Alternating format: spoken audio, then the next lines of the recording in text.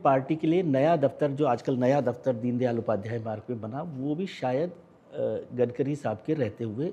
मैंने कमलनाथ जी जब मंत्री थे उनके घर पर गया और उसके पैसे भी भरे और मेरे कार्यकाल में वो जगह ली। तो ये जो दीनदयाल उपाध्याय मार्ग पे बना, ये नितिन गडकरी साहब ने और कमलनाथ जी ने दे दिया? नहीं, उस समय ऐसा था कि कांग्रेस सरकार वो दे नहीं रही थी। हाँ।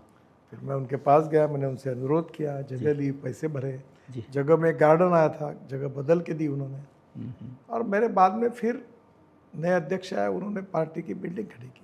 खैर इसमें मैंने क्या उसने क्या है सवाल नहीं, मतलब उस समय ये नया दफ्तर बना, इस बात की मुझे खुशी। लेकिन बहुत सारे लोगों ने मुझे कहा कि ये कार्यालय बना तो बहुत सुंदर है दीनदयाल उपाध्याय मार्ग पे, लेकिन यदि दीनदयाल जी आए हैं आज पार्टी में तो शायद उस दफ्तर में जाना मुश्किल हो उनके लिए। ऐसा है क्या?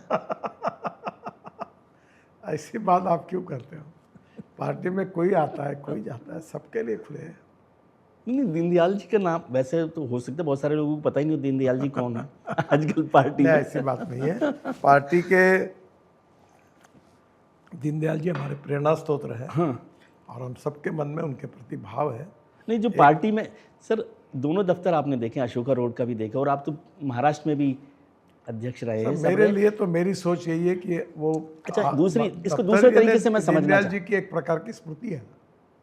अच्छा, इसको दूसरे तरीके से मैं समझना चाहता हूँ। इस दफ्तर में यहाँ आते हैं घर पर, यहाँ घर में आया तो मुझे लगा पता नहीं आज मुलाकात होगी कि नहीं। 100-150 लोग हमेशा रहते हैं।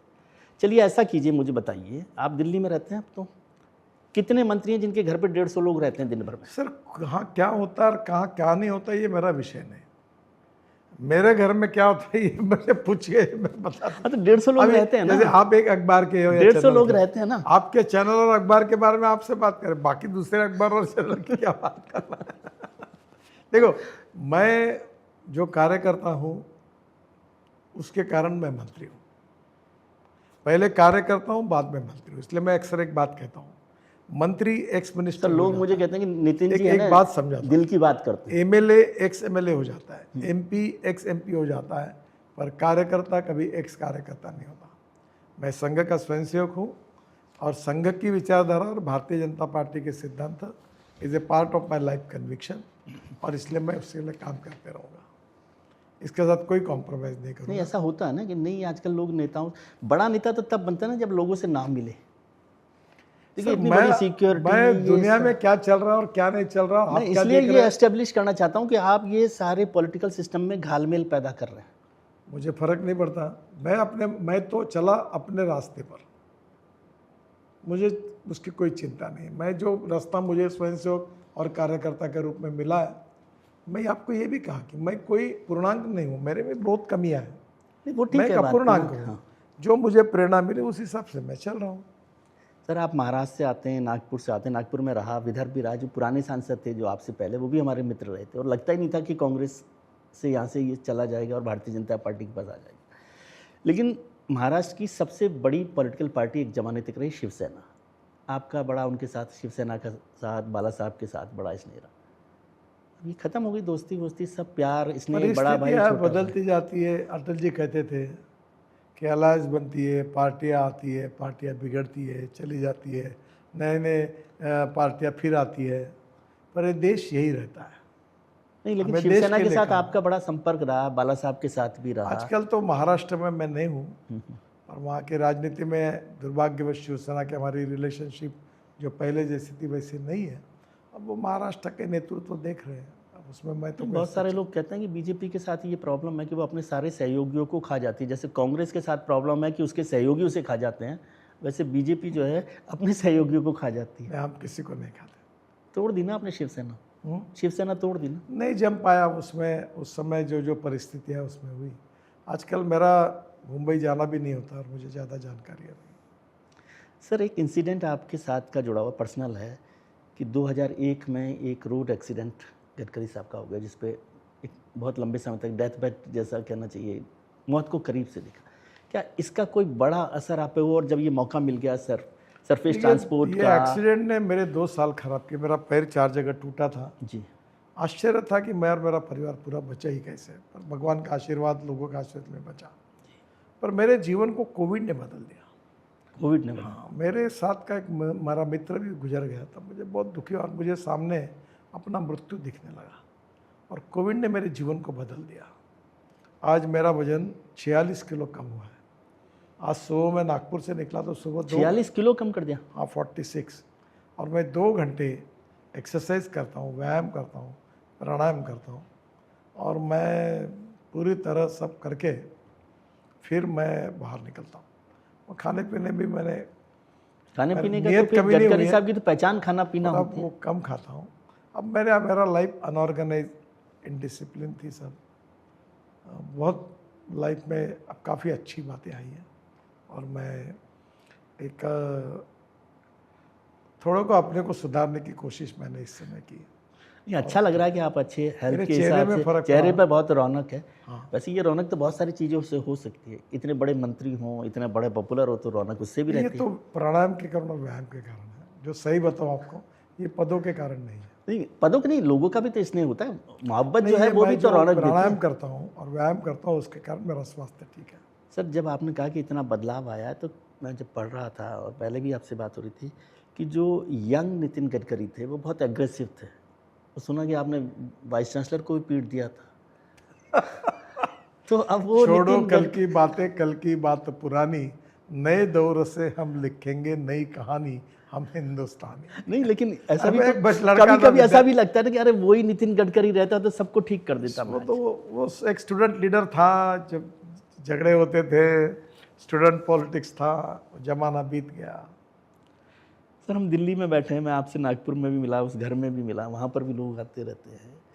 दिल्ली को लेकर एक बड़ी बात हुई जब आपने कहा कि अध्यक्ष बनकर आए थे, आपको पता भी नहीं था। दिल्ली से जुड़ा एक इंसिडेंट मैं पढ़ रहा था आपका, कि जब आप शुरुआती दौर था, युवा थे, नौजवान थे, तो आपने बिजनेस शुरू किया फर्नीचर का, ये वो सब किया, और आप फर्नीचर दिल्ली से लेकर नागपुर गए, और वो फर्नीचर गलत निकल गया, जिससे आपको दिल्ली पर भरोसा। उसने मुझे बिल दिया। तो क्या था, क्या सेल टैक्स था लगता था, तो ऊपर में मैंने उसको सेल टैक्स के पैसे दिए, तो बाद में ऊपर में एस्टीमेट लिखा था, तो वो कोटेशन था, और मेरे से टैक्स वसूल किया। जब पलंग लेके गया तो एक नए शादी वाले लेके गए, 3 दिन के अंदर पलंग टेढ़ा हो गया। तो ये मुझे लगा कि ये ऐसा कैसे हुआ। नहीं, तो मैं इसको आगे बढ़ाना चाहता हूँ कि वो जो दिल्ली पे भरोसा आपका उस दिन टूटा था, नौजवान देखिए साहब, वो दिल्ली का भरोसा अभी तक कुछ बना कि नहीं बना? कुछ घटनाएं बुरी होती है। आखिर हर शहर में अच्छे भी लोग होते हैं, बुरे भी लोग होते हैं। हर शहर में दिल्ली की इमेज ठीक हुई कि नहीं हुई आपकी? अभी अच्छी हुई है। अब अच्छी होगी, क्योंकि आप इतने 15 साल से तो। अभी मैं दिल्ली वाला बन गया हूँ, हर सप्ताह में आता हूँ, दिल्ली रहता लेकिन आप नागपुर तो जाते हैं, आपका दिल तो अटका रहता है हूँ। ना। मैं वहाँ बहुत सामाजिक काम करता हूँ, और मैं सामाजिक काम से जुड़ा हुआ हूँ, तो वो मेरी सबसे बड़ी ताकत है, स्फूर्ति है। अनेक काम कर रहा हूँ, पानी में कर रहा हूँ, खेती में कर रहा हूँ, साड़ियाँ बना रहा हूँ, कहीं डिपार्टमेंटल स्टोर कोऑपरेटिव में चला रहा हूँ, बहुत काम करता हूँ। और मेरे अनेक सामाजिक उपक्रमों के टर्नओवर भी 2,500 करोड़ है, और अलग अलग लोग संभालते हैं। वो मेरा कुछ नहीं है उसमें, मैं मालिक नहीं हूँ, मैं उद्योगपति नहीं हूँ, मेरा बिजनेस नहीं है। वो सोशल एंटरप्रेन्योरशिप है, सोशल इनिशिएटिव से किए हुए काम है। पार्टी की आपने बात की, परिवार की बात की, बच्चे आपके सब बिजनेस कर रहे हैं, उनको भी लेकर के आ गया। और आजकल जो पूरा बीजेपी का एजेंडा चलता है कि भाई परिवारवाद के खिलाफ काम किया जाए, तो गडकरी साहब के बच्चे लोग परिवार में नहीं आए, तो केवल ये कहने के लिए कि भाई हाँ विजय जी सवाल पूछेंगे तो बच्चों को नहीं लाना है, या कोई? मैंने ये तय किया है कि देखिए, मैं किसी मेरे लड़के को टिकट दो ये नहीं कहूँगा जी। हमने सबको कहा कि किसी का लड़का होना गुनाह नहीं है। अगर पार्टी को तय करना है तो पार्टी टिकट देती है तो ठीक है, पर जिस दिन माता और पिता जो राजनीति में बोलते मेरे लड़के को टिकट दो, वो गलत है। और इसलिए बहुत से ऐसे लोग हैं कि जो उनके माता पिता राजनीतिक नेता अच्छा काम कर रहे हैं, और उनके कारण नहीं, उनकी गुणवत्ता के कारण वो आए। पर मेरे घर पर अब मेरी लड़की, 2 लड़के, मेरी वो नहीं कर रहे, कोई राजनीति लेकिन दूसरी पार्टियों को ऐसा ले लें तो वो कंप्रोमाइज में होगा कि जो परिवारवाद वाली पार्टियां उनको साथ ले मैं लें। इस तो मत से हूँ कि मतलब एमएलए नहीं भी बने तो मिनिस्टर बना दें। नेताओं ने अपने घर में टिकट देनी चाहिए, ऐसा आग्रह नहीं करना चाहिए। ये मेरा मत है और ये मेरा कन्विक्शन है। सर, एक आखिरी सवाल समझना चाहता हूँ, बहुत आपके रिवार्ड, मेरा दिमाग में वो रिवार्ड अटका हुआ है। रिवार्ड मतलब क्योंकि गडकरी साहब के परफॉर्मेंस के साथ सरकार का एक सबसे महत्वपूर्ण बॉडी होती है CCS, कैबिनेट कमेटी और सिक्योरिटी, और पार्टी की सबसे पावरफुल कमेटी होती है पार्लियामेंट्री बोर्ड। गडकरी साहब अध्यक्ष भी रहे, 15 साल मंत्री भी रहे, सरकार में भी रहे। परफॉर्मेंस पे तो कोई इस पे सवाल कर नहीं सकता, हो सकता है कुछ करते हो, मेरे को तो नहीं पता, लेकिन इन दोनों जगहों पर गडकरी साहब नहीं हैं। जो पार्टी का निर्णय है, ये कोई कारण भी तो होता होगा, पार्टी का निर्णय कोई ऐसे ही होता है क्या? कौन से विषय पर कौन से, मैं अभी एक्सपेंडिचर कमेटी जो कैबिनेट की उसमें हूँ, कौन से कमेटी में रखना है ये प्रधानमंत्री सीसीए का सबसे पावरफुल होती है ना। हाँ नहीं, मैं बहुत से कमेटी में हूँ और उसका अधिकार प्रधानमंत्री का है, और पार्टी में रखना नहीं रखना ये अध्यक्ष का होता है, जो भी निर्णय। अच्छा, आप अक्सर कहते हैं कि पॉलिटिशियंस जो है वो रेस्टलेस होते हैं, कि वो एमएलए पार्षद हो गया तो एमएलए बनना चाहता है, एमएलए जो होता है वो मिनिस्टर बनना चाहता है, मिनिस्टर होता है सीएम बनना चाहता है। तो गडकरी साहब पॉलिटिशियन तो है ना, तो पीएम नहीं बनना चाहते? बिल्कुल नहीं। क्यों? आज ऐसा तक मैं कोई क्या नकली पॉलिटिशियन है क्या आप? नहीं, पहली बात तो ऐसी है कि जो जो मुझे मिला वैसे ही मिला है। मैं काम करना जानता हूँ, पद मिला नहीं मिला उसका कोई फर्क पड़ता नहीं, और कोई पद मिलना नहीं अलग बात है, चाहत भी तो होती, इच्छा होती है। मैं समझाता हूँ बात जी, कि मुझे कोई पद मिलना चाहिए, इसलिए मैं राजनीति में नहीं आया। जो बात मैंने पहले आपको दोहराई थी कि समाज में दुखी है, शोषित है, पीड़ित है, उनके आंसू पूछने के लिए हम राजनीति में आए। Politics is a instrument of socio economic reform, वो काम मुझे करना है, वो मेरी प्रायोरिटी है।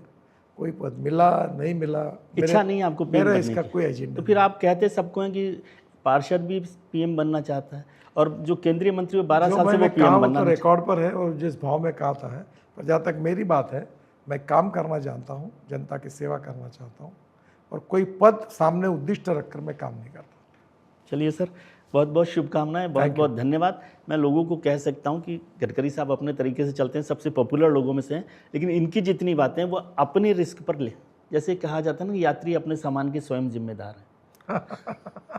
तो बहुत शुभकामनाएं, बहुत अच्छा लगा, बहुत मजा आता आपके साथ बात करने के लिए। Thank you very much. Thank you.